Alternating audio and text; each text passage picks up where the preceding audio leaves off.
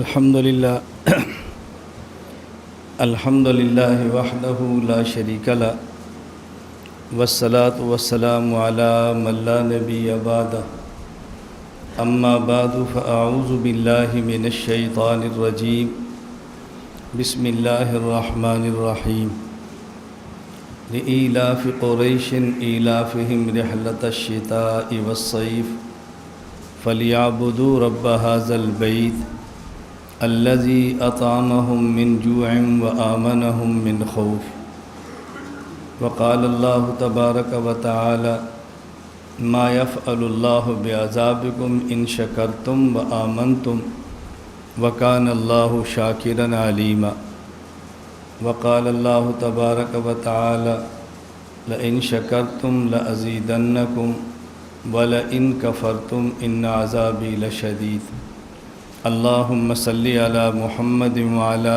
آل محمد كما صليت على إبراهيم وعلى آل إبراهيم إنك حميد مجيد اللهم بارك على محمد وعلى آل محمد كما باركت على إبراهيم وعلى آل إبراهيم إنك حميد مجيد۔ اللہ تعالیٰ نے ہمیں پیدا فرمایا اور ہماری پیدائش کا مقصد خود ارشاد فرمایا وَمَا خَلَقْتُ الْجِنَّ وَالْإِنسَ إِلَّا لِيَعْبُدُونَ۔ اللہ تعالیٰ پیدا فرماتے اور پیدائش کا مقصد خود نہ بتاتے تو ہم میں سے ہر شخص اپنے دماغ، اپنی فکر، اپنی سوچ، اپنی فہم کے مطابق اس کا فیصلہ کرتا کہ اللہ نے ہمیں کیوں پیدا فرمایا۔ تو جس نے پیدا فرمایا اس نے پیدائش کا مقصد خود بتا دیا۔ اب کسی شخص کو اپنی عقل کے بلکہ ناقص عقل کے گھوڑے نہیں دوڑانے چاہیے۔ ہر آدمی اپنی تھیوری پیش نہ کرے، ہر آدمی اپنا فلسفہ پیش نہ کرے، ہر آدمی اپنی سوچ دوسروں پر مسلط نہ کرے۔ اللہ تعالی ہمارے خالق ہیں اور خود فرما رہے ہیں کہ میں نے تمہیں کیوں پیدا فرمایا، لیعبدون، تاکہ تم اپنی زندگی کا ہر لمحہ میرے حکم کے مطابق گزارو، اپنی زندگی کا ہر لمحہ میرے حکم کے مطابق گزارو، سر کے بال سے لے کر پاؤں کے ناخن تک پورا جسم میری مرضی کے مطابق چلاؤ۔ دیکھو دنیا میں جب بھی کوئی کمپنی کوئی چیز تیار کرتی ہے تو اس کے لیے ایک کتاب بناتی ہے، اس چیز کو اس کتاب کے مطابق چلانا ہے، پھر اس کتاب کے مطابق چلانے کے لیے بندے متعین کرتی ہے۔ اللہ تعالیٰ نے انسان کو پیدا فرمایا ہے، اس کو کیسے چلانا ہے کتابیں نازل فرمائی ہیں، پھر وہ کتابیں سمجھانے کے لیے انبیاء بھیجے ہیں، اور سب سے آخر میں حضرت محمد مصطفیٰ صلی اللہ علیہ وسلم کو آخری نبی بنا کر بھیجا ہے، اور آپ پر قرآن کریم سب سے آخری کتاب نازل فرمائی ہے۔ اب ہمارے ذمے ہم اپنے دنیا میں اپنے جسم کو قرآن کریم کی ہدایات کے مطابق چلائیں۔ لہذا یہ جو بعض خواتین کی طرف سے ایک بیہودہ قسم کا نعرہ لگایا جا رہا ہے کہ ہمارا جسم ہماری مرضی، دیکھو نہ جسم ہمارا ہے نہ مرضی ہماری ہے۔ جب جسم بھی اللہ نے دیا ہے تو مرضی بھی اللہ کی چلے گی نا۔ پہلا لفظ ہی غلط ہے کہ جسم ہمارا، یہ جسم ہمارا نہیں ہے، لہذا دوسرا جملہ خود بہت غلط ہو جائے گا کہ ہماری مرضی۔ جب جسم ہمارا نہیں ہے تو ہماری مرضی کیسی ہوگی؟ جس نے جسم دیا ہے اس کی مرضی چلے گی۔ جو اللہ کے دیے جسم کو اللہ کی مرضی کے مطابق گزارے گا دنیا اور آخرت میں چین پا جائے گا۔ جو اللہ کے پیدا کیے جسم کو اپنی مرضی کے مطابق گزارے گا وہ دنیا میں بھی بے چین ہوگا اور موت کے بعد بھی بے چین ہوگا، دنیا میں بھی رسوا ہوگا اور موت کے بعد بھی رسوا ہوگا۔ آپ نے سنا ہے بڑا معروف شعر ہے، میرا چونکہ شاعری مزاج نہیں ہے اس لیے کوئی شعر یاد ہوتا ہے کوئی نہیں ہوتا، مزاج ہو تو پھر بندہ ان چیزوں کو بڑی جلدی محفوظ کرتا ہے۔ اب تو کہتے ہیں کہ ہم مر جائیں گے، مر کر چین نہ آیا تو کدھر جائیں گے۔ اب تو کہتے ہیں کہ ہم مر جائیں گے، مر کر بھی چین نہ آیا تو کدھر جائیں گے۔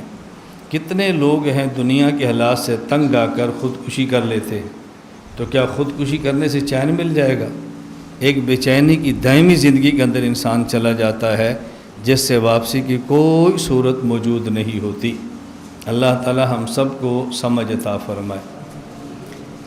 اللہ تعالیٰ نے عبادت کا مقصد بیان فرمایا ہے۔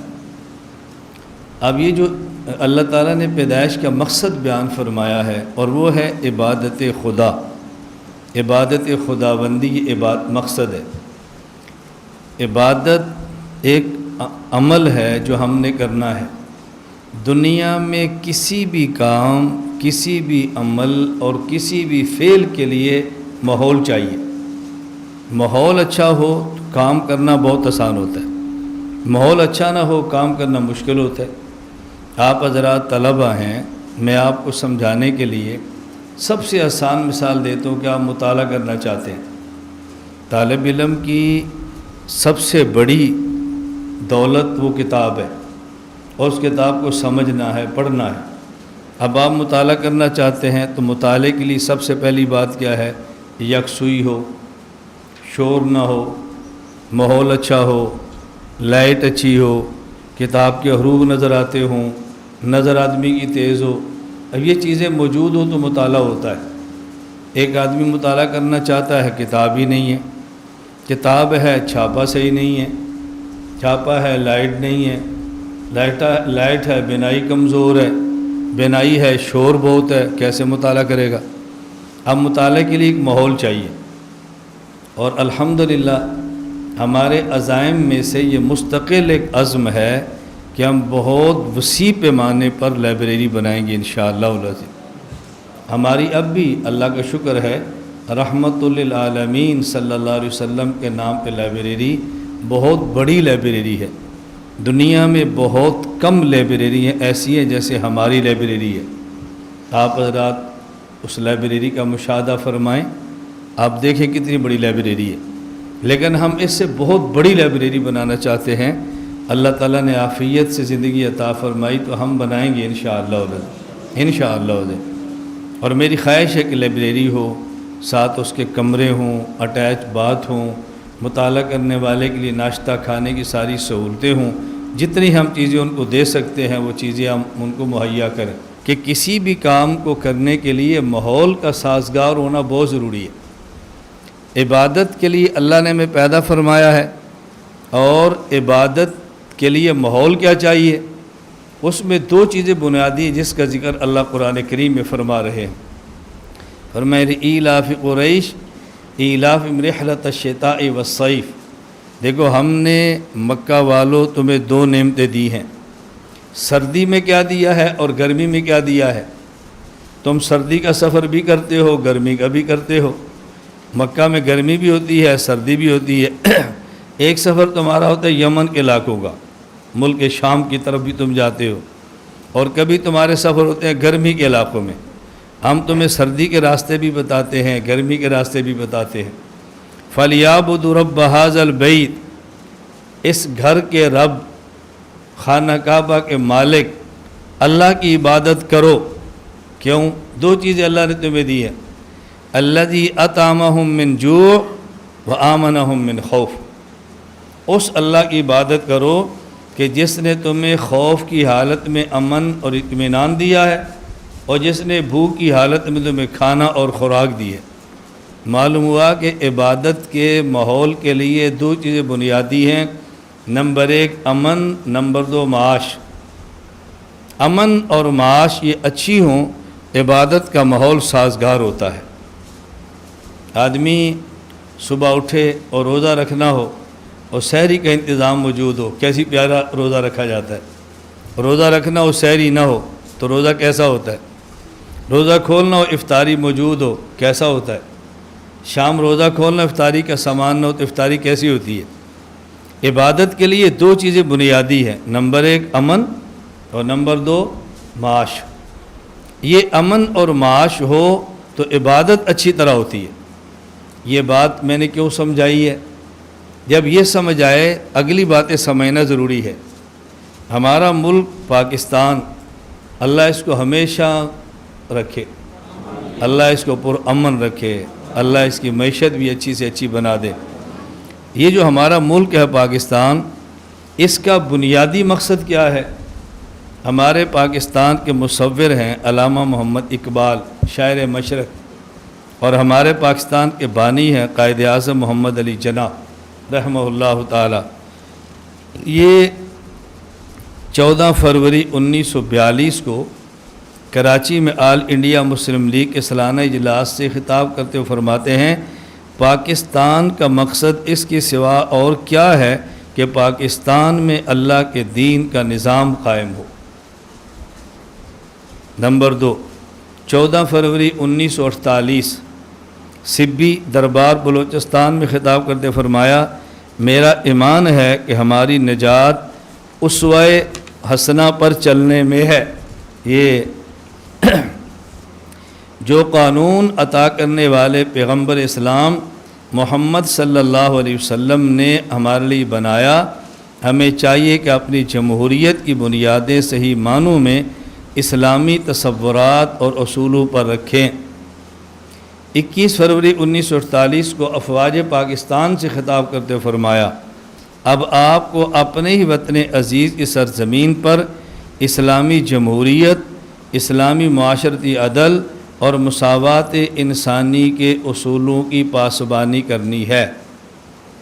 شاعر مشرق علامہ اقبال رحمۃ اللہ علیہ 28 مئی 1937 کو قائد اعظم محمد علی جناح کے خط تحریر فرماتے ہیں اور اس میں لکھتے ہیں، ہماری خوش قسمتی ہے کہ ہمارے قانون اور اسلامی شریعت میں اس مسئلے کا حل خود موجود ہے، مگر شریعت کے نفاذ اور ترقی کے لیے ہندوستان میں ایک آزاد مسلم ریاست یا ریاستوں کے قیام کی ضرورت ہے۔ تو پاکستان کے بنانے کا بنیادی مقصد کیا ہے؟ کہ مسلمان اس ملک میں آزادی کے ساتھ اللہ کی عبادت کرے، انفرادی طور پر بھی اور اجتماعی طور پر بھی۔ اب پاکستان میں عبادت کب ہو سکتی ہے؟ اس کے لیے 2 چیزیں بنیادی ہیں، نمبر 1 امن ہو، نمبر 2 معیشت ٹھیک ہو۔ امن ٹھیک ہوگا اور معیشت ٹھیک ہوگی تو عبادت بہت اچھی طرح ادا ہو سکتی ہے۔ میں طلباء کو یہ بات سمجھا رہا ہوں، باہر کے لوگ سمجھیں ان کی مرضی، نہ سمجھیں ان کی مرضی۔ میں ہمیشہ ایک بات کہتا ہوں، اللہ کے نبی صلی اللہ علیہ وسلم فرمایا، الا کلکم راعٍ وکل راعٍ مسئول عن رعیتہ، تم میں ہر شخص کچھ نہ کچھ بندوں کا سربراہ ہے، اور جتنے افراد کا سربراہ ہے قیامت کے دن اتنے افراد کے بارے میں اس سے ضرور پوچھا جائے گا۔ ہمارے ہاں جو یہ اساتذہ اور طلباء ہیں، اگر یہ مجھے اپنا سرپرست سمجھتے ہیں تو میں آپ کا سربراہ ہوں، مجھ سے اور کچھ نہ ہو تو قیامت کے دن آپ کے بارے میں ضرور پوچھا جائے گا کہ ان کو تو نے کیا سمجھایا تھا، ان کی تو نے کیا تربیت کی تھی۔ اس لیے میری ذمہ داری ہے کہ میں یہ بات آپ کو سمجھاؤں، اور پھر آپ کی ذمہ داری یہ بات سمجھ آ جائے تو آگے ان باتوں کو سمجھائیں۔ میں یہ بات اس لیے گزارش کر رہا ہوں کہ اچھی طرح سمجھو، پاکستان میں امن اور معیشت یہ 2 چیزیں مستحکم ہوں گی نا، عبادت بہت اچھی طرح ہوگی۔ حضرت ابراہیم علیہ السلام اپنے بیٹے اسماعیل کو مکہ مکرمہ خانہ کعبہ کے پاس چھوڑ رہے ہیں، اور اللہ سے کیا فرما رہے ہیں، رب انی اسکنت ذریتی بواد غیر ذی زرع عند بیتک المحرم، اے اللہ میں نے اپنی اولاد کو ایسی جگہ پہ چھوڑا ہے جہاں کچھ بھی نہیں ہے، کھانے پینے کا سامان نہیں ہے، سبزہ نہیں ہے، معیشت نہیں ہے، کچھ نہیں ہے۔ تو ابراہیم اللہ سے کیا دعا کرتے ہیں، اے اللہ لوگوں کے دلوں کو بھی ان کی طرف مائل فرما دے، اے اللہ دنیا بھر کے پھل بھی یہاں پہنچا دے، دنیا بھر کے میوے بھی یہاں پہنچا دے، دنیا بھر کا رزق بھی یہاں پہنچا دے۔ ابراہیم علیہ السلام دعا مانگ رہے ہیں کہ یا اللہ چیزیں دے۔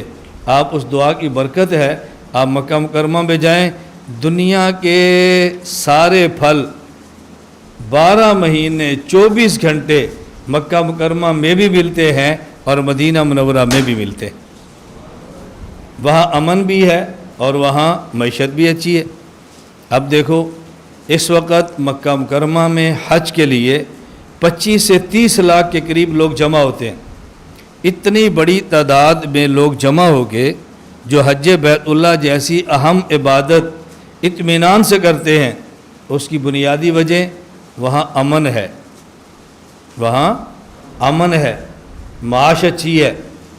25 لاکھ موجود ہیں، ہر آدمی کو ناشتہ مل رہا ہے، ہر آدمی کو کھانا مل رہا ہے، ہر آدمی کو خیمہ مل رہا ہے، ہر آدمی کو اے سی مل رہا ہے، ہر آدمی کو نماز کے لیے وضو کے لیے پانی مل رہا ہے، ہر آدمی کو جگہ مل رہی ہے۔ یہ 2 چیزیں ملی ہیں نا تو حج آسان ہے۔ 25 لاکھ بندہ موجود ہو، خدا نہ کرے وہاں ایک دھماکہ ہو جائے، طواف کتنا مشکل ہے، رمی کتنی مشکل ہے، سعی کتنی مشکل ہے، وقوف عرفہ وقوف مزدلفہ کتنا مشکل ہے، اور اگر وہاں خیمے نہ ہو، اتنی گرمی ہو، نیچے پتھر ہو، اوپر سورج آگ برساتا ہو، کیسے حج ہوگا؟ کیسے لوگ ٹھہریں گے؟ بچے بلک کے مر جائیں، عورتیں تڑپ کے جان دے دیں، بوڑھوں کے لیے چلنا مشکل ہو جائے، لیکن سب چیزیں ہو رہی ہیں کیوں؟ امن بھی ہے اور معاش بھی ہے۔ میں کہہ رہا تھا کہ میں طلباء کو ایک بات سمجھانے کے لیے کہتا ہوں، آپ دیکھو کتنے پرسکون ماحول میں پڑھ رہے ہو، کیوں؟ وقت پہ دوپہر کو کھانا ملتا ہے، بجلی چلتی ہے، وقت پہ سوتے ہیں، زور کو وضو کرنا ہے پانی ملتا ہے، غسل کرنا ہے تازہ پانی موجود ہے، شام کو کھانا ہے تو کھانا مل رہا ہے۔ اور آپ اندازہ فرمائیں صرف 1 ماہ کا ہمارا بجلی کا بل 1 میٹر کا 2,82,000 روپے آیا ہے۔ 1 میٹر کا بل 2,82,000، یہ بڑا میٹر ہے۔ ابھی 3 میٹر باقی ہیں، ابھی گیس باقی ہے، ابھی بچیوں کے مدرسے کے بجلی کے 2 میٹر اور گیس باقی ہیں۔ آپ اندازہ فرمائیں جب 5 لاکھ کے قریب صرف بجلی کا بل ہوگا، اس کا آپ کو تو پتہ نہیں ہے نا، یہ تو ہمیں پتہ ہے نا۔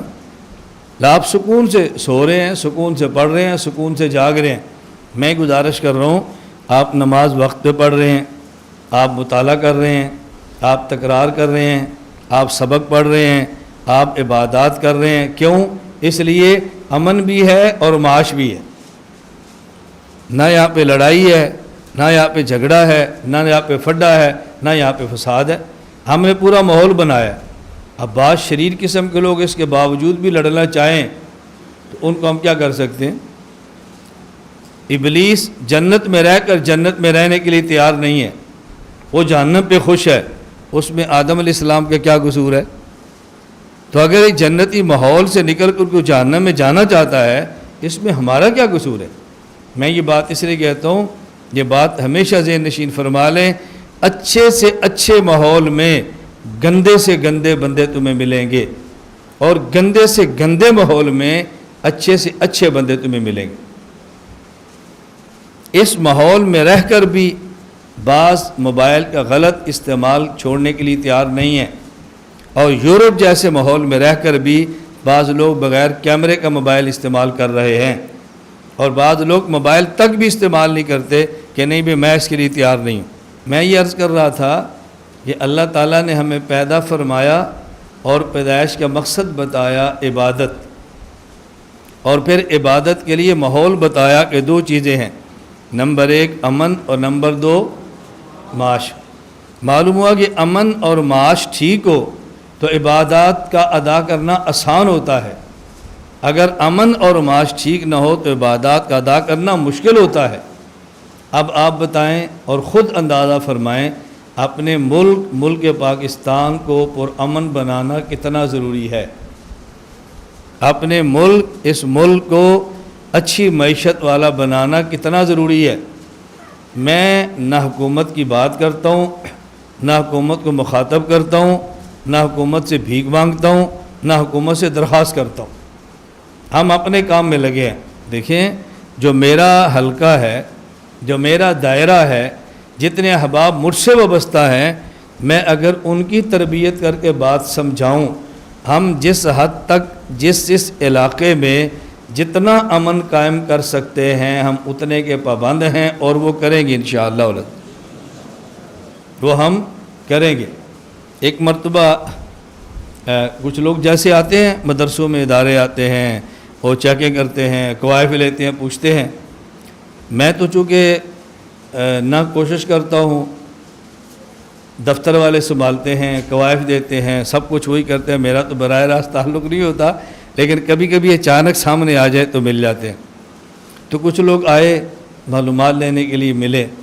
میں نے کہا مجھے بتائیں کہ آپ کیا چاہتے ہیں؟ کہا جی امن۔ میں نے کہا ہم بھی چاہتے ہیں امن۔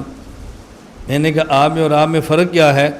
ہم کہتے ہیں کہ ملک میں دھماکہ ہونا، ہماری یہ محنت ہے، ایسی ذہن سازی کریں کہ کوئی بندہ دھماکہ نہ کرے، قتل و غارت نہ کرے، ملک میں توڑ پھوڑ نہ ہو، یہ ہماری محنت ہے۔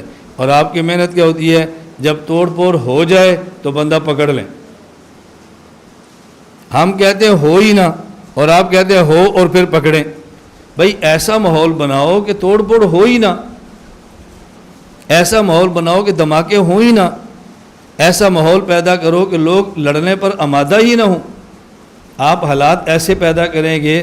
اب ہم امن سیمینار کر رہے ہیں، اپنے بچوں کو سمجھا رہے ہیں، ذہن سازی کر رہے ہیں، اور ہمارے پاس آ رہے ہیں، سیمینار ہو رہا ہے، اجازت لی ہے، پوچھا ہے کیا سمجھا رہے ہو؟ میں نے کہا ہم روزانہ اپنے بچوں کو قرآن پڑھاتے ہیں، روزانہ اپنے بچوں کو حدیث پڑھاتے ہیں، روزانہ اپنے بچوں کو فقہ پڑھاتے ہیں، روزانہ اپنے بچوں کو ہم دین کی تعلیم دیتے ہیں، اس کے لیے ہم روزانہ اجازت لیتے ہیں؟ کہا جی نہیں۔ تو میں نے کہا ہم اگست کے حوالے سے اپنے بچوں کو ایک سبق اور پڑھاتے ہیں، اس ملک کو پر امن رکھو، اب اس کے لیے ہم اجازت لیں؟ عجیب سوچ ہے نا، کیسی عجیب فکر ہے۔ میں یہ بات سمجھا رہا ہوں، میں نے کہا بھی ہم چاہتے ہیں کہ اپنے بچوں کو سمجھائیں۔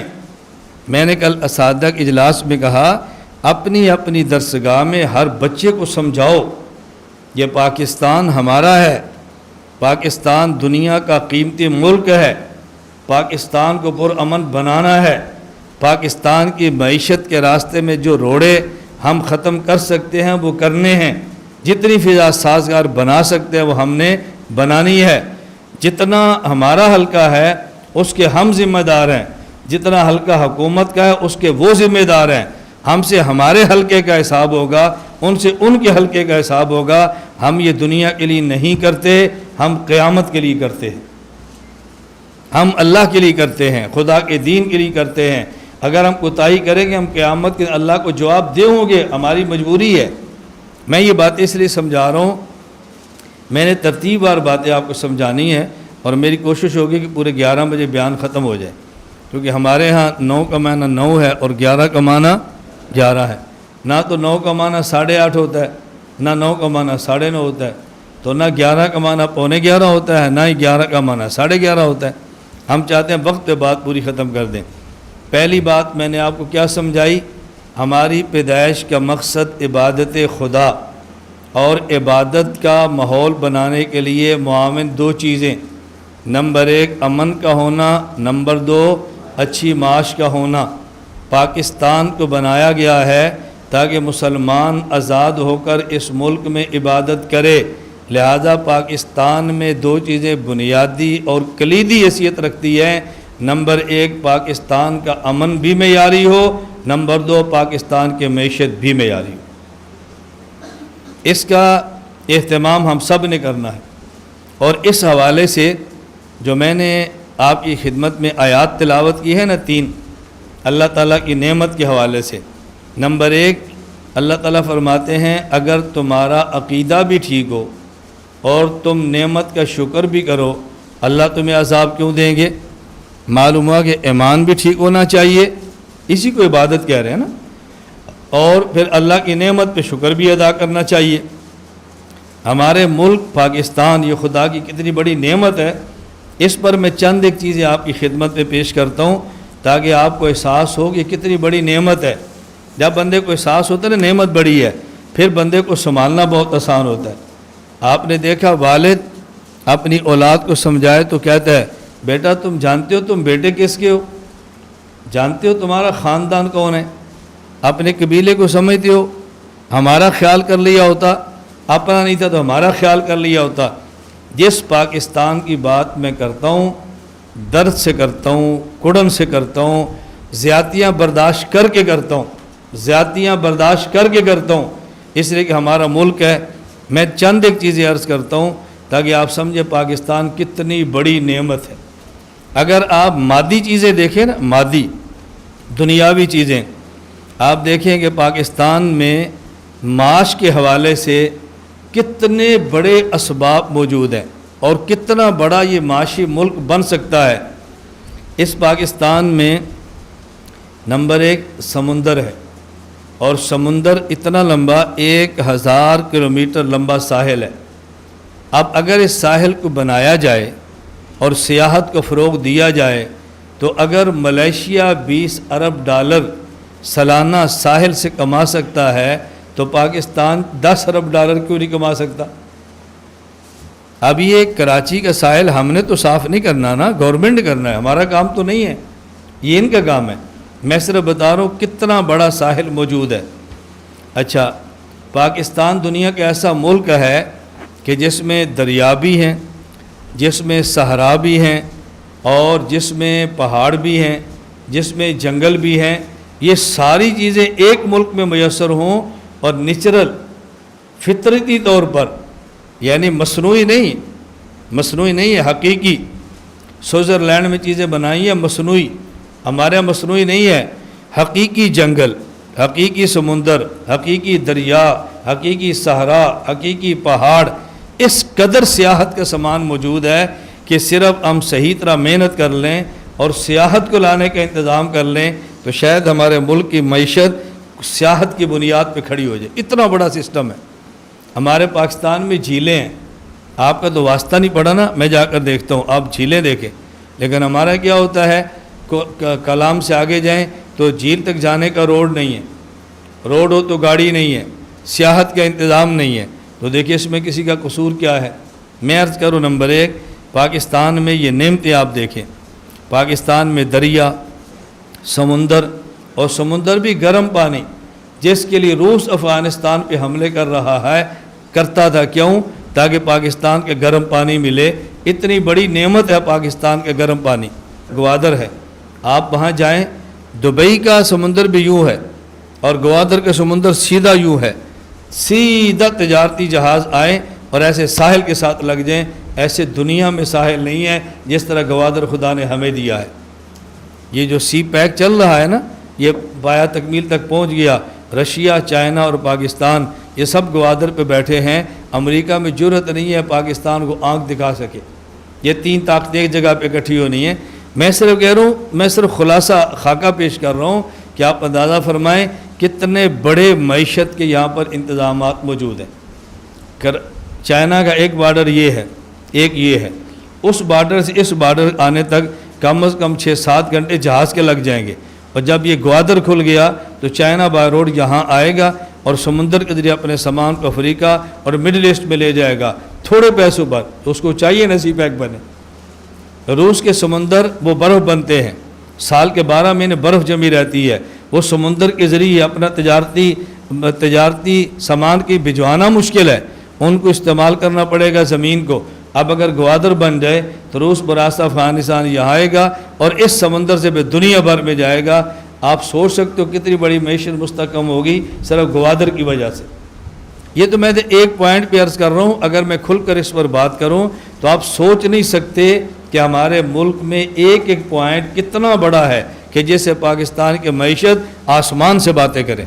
بس اللہ پاک ہمیں صالح حکمران عطا فرما دے، اللہ میں صالح قیادت عطا فرما دے جو پاکستان کے ساتھ مخلص ہو اور پاکستان کا مال باہر کے بینکوں میں جمع نہ کرائے بلکہ باہر کے بینکوں کو پاسا پاکستان کے اندر لے آئے۔ اللہ تعالیٰ میں ایسی قیادت عطا فرما دے۔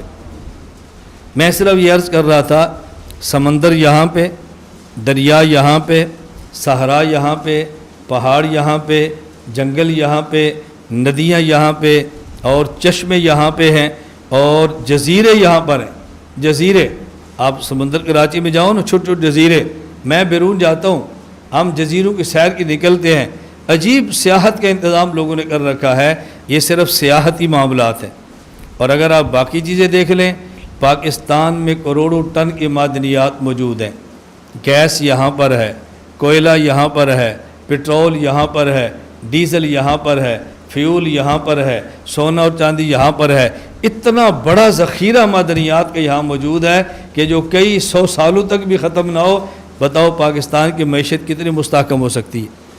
پھر پاکستان کا جو معاشرہ ہے، پاکستان کے معاشرے کے افراد اسلام پسند ہیں، ایمان پسند ہیں، دیندار ہیں، قانون پسند ہیں، محنت کرنے والے ہیں، محب وطن ہیں۔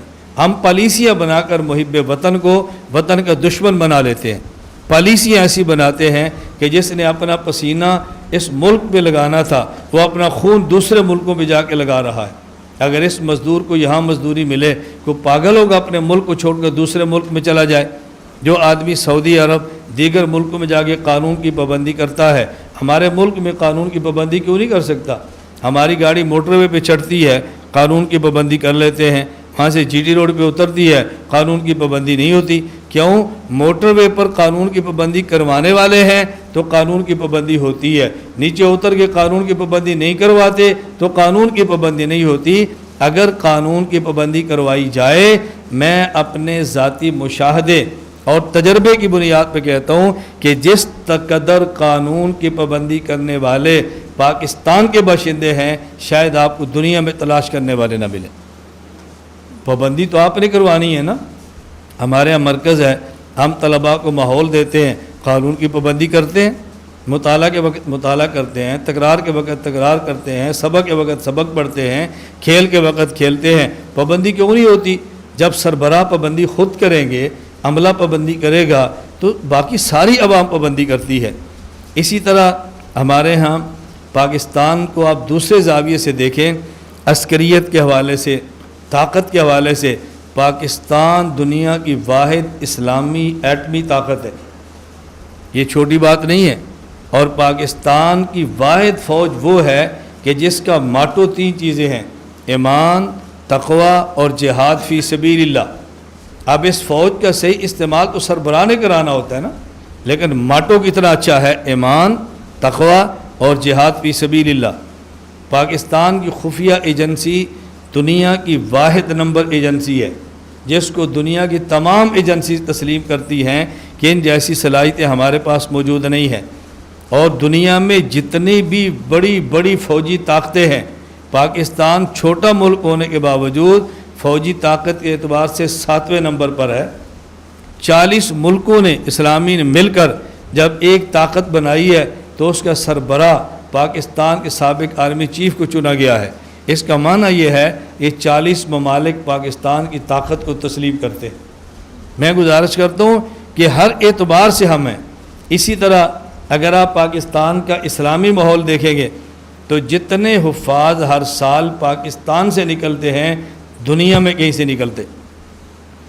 بہت سارے ممالک سعودی عرب وغیرہ میں بجٹ حکومت دیتی ہے، حفاظ کم نکلتے ہیں، اور یہاں حکومت بجٹ نہیں دیتی، مدارس کے بجٹ ختم کرنے کے پلان بناتی ہے اور پھر بھی حفاظ زیادہ یہاں پہ نکلتے۔ آپ بتاؤ اگر حکومت سپورٹ کر لیتی، سپورٹ نہ کرتی، مخالفت ہی چھوڑ دیتی، آپ اندازہ فرماؤ حفاظ کی تعداد کتنا گنا بڑھ جاتی۔ حفاظ سب سے زیادہ، علماء سب سے زیادہ، مدارس سب سے زیادہ، مساجد سب سے زیادہ، تبلیغ مراکز سب سے زیادہ، خانقاہیں سب سے زیادہ۔ الحمدللہ ثم الحمدللہ، جس قدر اسلامی تشخص اور مذہب اور دین پاکستان میں ہے تو انہیں دنیا میں تلاش کرنے میں شاید کسی ملک میں اس طرح ملے۔ اس کا معنی یہ ہے پاکستان ایک ایسا ملک ہے جہاں اسلام پسند بھی ہیں، الحمدللہ، معیشت کے اسباب بھی ہیں، مادی اعتبار سے بھی طاقتور ملک ہے۔ اللہ تعالی ہمیں اس نعمتوں کی قدر کرنے کی توفیق عطا فرمائے۔ پھر پاکستان میں جو اہم چیز ہے وہ یہ کہ دنیا میں جتنی بھی حکومتیں، جتنے ممالک ہیں، آپ ان کے آئین دیکھیں اور پھر پاکستان کا آئین دیکھیں گے تو آپ دنیا کے ممالک اور خصوصاً اسلامی ممالک میں سے بھی آئین کے اعتبار سے پاکستان کو نمبر 1 پائیں گے۔ اتنا بہترین پاکستان کا آئین ہے۔ پاکستان کے آئین میں اللہ رب العزت کو حاکم اعلیٰ تسلیم کیا گیا ہے۔ پاکستان کے آئین میں درج ہے کہ کہ کوئی قانون اسلام کے خلاف نہیں بن سکتا، اور جو قانون اسلام کے خلاف پہلے سے موجود ہیں وہ منسوخ کر دیے جائیں گے یا تدریجاً ختم کر کے شریعت کے مطابق کر دیے جائیں گے۔ پاکستان کا صدر اور وزیر اعظم اسلامی ہونا ضروری ہے، غیر مسلم نہیں ہو سکتا۔ دستور کی کوئی تعبیر قرآن و سنت کے خلاف ہو یہ قابل قبول نہیں ہے۔ کوئی نظریہ اور کوئی ایسا مسئلہ جس کی اشاعت اسلام مملکت اسلامیہ کے بنیادی اصول کے خلاف ہو وہ قابل قبول نہیں ہے۔ رسول اللہ صلی اللہ علیہ وسلم آخری نبی ہیں، اور جو شخص آپ کو آخری نبی تسلیم نہ کرے وہ غیر مسلم ہے۔ یہ واحد پاکستان کے آئین کے اندر چیزیں درج ہے۔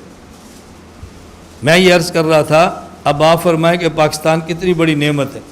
آپ آئین دیکھ لیں، فوج کا ماٹو دیکھ لیں، مدارس مساجد دیکھ لیں، معیشت کے اسباب دیکھ لیں، یہ سب چیزیں موجود ہیں۔ بس جس بات کی ضرورت ہے اس کا ہمیں اہتمام کرنا چاہیے۔ میں چند ایک چیزیں عرض کرتا ہوں کہ جس کے بارے میں ہم نیت بھی کریں، ارادہ بھی کریں، عہد بھی کریں اور فیصلہ بھی کریں کہ ہم یہ کام ضرور کریں گے انشاءاللہ العزیز۔ نمبر 1، ہم پاکستان کے اسلامی تشخص کا خیال کریں گے۔ ہمارا لباس اسلامی بھی ہو، پاکستانی بھی ہو، ہماری وضاقتہ اسلامی بھی ہو اور پاکستانی بھی ہو۔ ہم پاکستان کے تشخص کا خیال کریں، ملک پاکستان میں رہتے ہوئے بھی، اور وہ لوگ جو دنیا بھر میں ہماری آواز کو سنتے ہیں اور پاکستان سے باہر کسی ملک میں رہتے ہیں، وہ اپنے پاکستان اور اسلام کے تشخص کا بھرپور خیال کریں۔ نمبر 2، ہم پاکستان کے استحکام، پاکستان کی سالمیت اور پاکستان کی ترقی کے لیے بھرپور کردار ادا کریں۔ مدارس کے طلباء، یونیورسٹیوں کے اسٹوڈنٹ، وہ طالب علم کہلوانے پہ ذرا اچھا نہیں سمجھتے، اس لیے ہم ان کو اسٹوڈنٹ کہہ دیتے ہیں، اور ہم خود کو درویش اور طالب علم کہلوانا اچھا سمجھتے ہیں، اس لیے ہم خود کو درویش کہتے ہیں۔ اللہ ہمیں درویشی عطا فرمائے، اور یہ یقین فرمائے اتنی بڑی نعمت ہے، اللہ ہمیں قدر کرنے کی توفیق عطا فرمائے۔ وہ تھوکتے نہیں ہیں تخت سکندری پر، وہ تھوکتے نہیں ہیں تخت سکندری پر، جن کا بستر لگا ہوا ہے مولا تیری گلی میں۔ یہ اللہ کی گلی کے جو بستر ہیں یہ تخت سکندری سے بہتر ہیں۔ بس یہ دعا کرو ہمارا زندہ رہنا بھی درویشوں کے ساتھ ہو، ہمارا مرنا بھی درویشوں کے ساتھ ہو، اللہ تعالیٰ قیامت ہمیں اٹھائیں بھی ان درویشوں کے ساتھ، اللہ طلاب کے ساتھ ہمیں اٹھائیں۔ میں خیر یہ کہہ رہا تھا، مدارس کے طلباء ہوں، کالجوں، یونیورسٹیوں اور سکولوں کے اسٹوڈنٹ طلباء ہوں، یا افسر ہوں یا ملازم ہوں، علماء ہوں، مبلغ ہوں، خانقاہوں کے پیر ہوں، یا عدلیہ کے حضرات ہوں، مقننہ کے ایم پی ہوں، سینٹ کے افراد ہوں اور سیاستدان ہوں، کسی بھی طبقے کے افراد ہوں، سب کو چاہیے کہ مل کر وہ پاکستان کے استحکام اور سالمیت اور ترقی کے لیے اپنا کردار ادا کریں۔ سب کو چاہیے، صرف اپنی زبان سے نہیں بلکہ اپنے عمل سے۔ میں اور آپ اور ہم سب مل کر یہ عہد کریں، ہم انشاءاللہ پاکستان کے آئین کے بالادستی کا ہمیشہ خیال رکھیں گے۔ انشاءاللہ ہم پاکستان کے قانون کا ہمیشہ خیال کریں گے۔ انشاءاللہ ہم اپنی دینی خدمات کو بھی آئین اور قانون کے دائرے میں رہ کر کریں گے۔ میں نے ایک مرتبہ کہا کہ ہم دینی خدمات قانون کے دائرے میں رہ کر کریں گے۔ مجھے ایک بندہ کہنے لگا اگر قانون شریعت کے خلاف ہو تو پھر، میں نے کہا اس کے لیے آپ سپریم کورٹ میں جائیں اور آئین کے مطابق اس قانون کو شریعت کے مطابق بنوا لیں، تو قانون کے دائرے میں رہ کر کام کریں۔ تو جب غیر شرعی قانون کو شرعی قانون بنانے کا ایک ہمارے ہاں فورم موجود ہے، وہاں کیوں نہیں جاتے؟ میں نے کہا وہاں چلے جائیں، اس فورم پر بات کریں۔ جی نہیں مانتے، میں نے کہا آپ گئے ہیں، محنت کی ہے، بھائی اگر آپ نے 10 سال سڑک پہ رہنا ہے تو اس کی بجائے 10 مہینے عدالت کے فلور پہ چلے جائیں، اس فورم پہ چلے جائیں، وہاں جا کر کام کر لیں۔ بہرحال میں یہ عرض کر رہا تھا، ہم انشاءاللہ قانون کا خیال کریں گے، آئین کا خیال کریں گے، پاکستان کا امن کا خیال کریں گے، اچھی معیشت کا خیال کریں گے، پاکستان کے استحکام، سالمیت اور ترقی کے لیے اپنا بھرپور کردار ادا کریں گے، پاکستان کو سرسبز بنائیں گے اور پاکستان کی صفائی کا خیال بھی رکھیں گے انشاءاللہ۔ دیکھو میں اپنے کپڑے صاف رکھ سکتا ہوں، اپنا گھر صاف رکھ سکتا ہوں، اپنی گاڑی صاف رکھ سکتا ہوں، اپنا مدرسہ صاف رکھ سکتا ہوں، اپنا دفتر صاف رکھ سکتا ہوں، ہم اپنی گلی، ہم جس حد تک ممکن ہے اپنے ایریے صاف رکھیں تو پاکستان کافی حد تک صاف ہو جائے گا۔ ہم اپنا ماحول ٹھیک کریں، کافی حد تک ماحول ٹھیک ہو جائے گا۔ ہماری عادت ہے کوئی ہمیں کہے ہم اس پر اعتراض کر مارتے ہیں، بھائی اس پر اعتراض کو چھوڑو، اپنی غلطیوں کا اعتراف کرو، اپنی غلطیاں دور کرو۔ اللہ تعالی ہم سب کو اس بات کی توفیق عطا فرمائے۔ میری آپ سے بس آخر میں گزارش ہے، میں نے پہلے بھی کہا تھا، ایک تو دیکھو یہ کتاب آپ کے سامنے موجود ہے، اس کتاب کا نام ہے میرا پاکستان۔ اس کتاب کو ہر بندہ خریدے، پڑھے اور دوسروں تک پہنچائے، واٹس ایپ پہ چلائے، اپنے گروپوں میں چلائے، اس کتاب کو زیادہ سے زیادہ عام کریں۔ دوسرا میری آپ حضرات سے پھر گزارش ہے کہ اپنے دفتر، اپنے گھر، اپنے اسکول، اپنے مدرسے، اپنی گاڑی پر ہم پاکستان کا پرچم لہرائیں گے نا بھی انشاءاللہ۔ اور کم از کم یہ 14 اگست جو ہمارا یوم آزادی ہے، اور اگست میں تمام ہماری سیاسی جماعتیں یا ہماری مذہبی اور دینی جماعتیں یا ہمارے اسکول اور ادارے، ہم کہتے ہیں بھی آج کے دن صرف اور صرف یوم آزادی کے موقع پر پاکستان کا پرچم لہرائیں، اپنی جماعتوں کے پرچم نہ لہرائیں۔ یہ ہمارا یوم آزادی کا دن ہے، ہماری جماعت کا دن نہیں ہے۔